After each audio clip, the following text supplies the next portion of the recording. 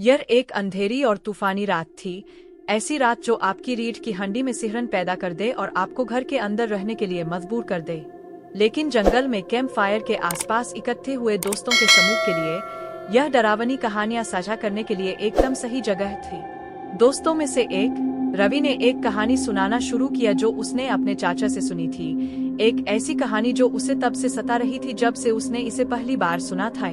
कहानी भारत के एक सुदूर गांव में एक प्रेतबाधित घर के बारे में थी।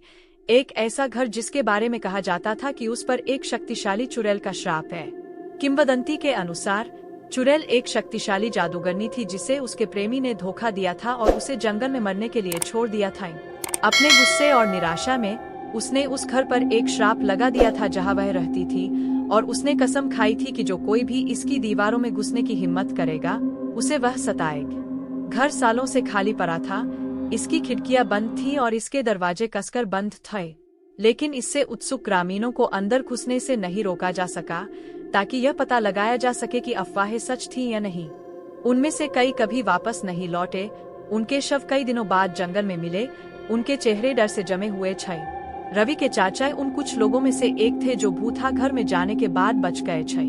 वह एक खोए हुए खजाने की तलाश में गए थे जिसके बारे में कहा जाता था कि वह इसकी दीवारों के भीतर छिपा हुआ है, लेकिन उन्होंने जो पाया वह कहीं ज्यादा भयानक था।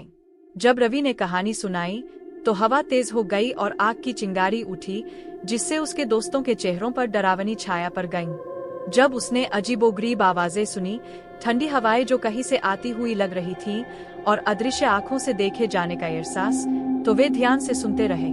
लेकिन कहानी का सबसे डरावना हिस्सा तब था जब रवि के चाचा ने खुद चुड़ैल का भूत देखा था।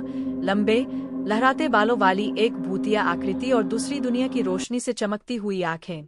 वह हड्डियों वाली उंगलियों से उसके पास पहुंची थी। उसकी आवाज एक फुसफुसाहट थी जिसने उसे हड्डियों तक ठंडा कर दिया था। रवि के दोस्त डर के मारे कांप उठे जब उसने बताया कि कैसे उसके चाचा ने अपनी जान बचाई, घर से जितनी जल्दी हो सके भागे। चुड़ैल की हंसी उसके कानों में गूंज रही थी। उस रात के बाद से वह कभी भी पहले जैसा नहीं रहा। चुड़ैल की याद और घर पर उसके द्वारा लगाए गए श्राप ने उसे हमेशा परेशान किए। जैसे ही रवि ने अपनी कहानी खत्म की, अचानक हवा के झोंके ने कैंप फायर को उड़ा दिया जिससे वे अंधेरे में डूब गए।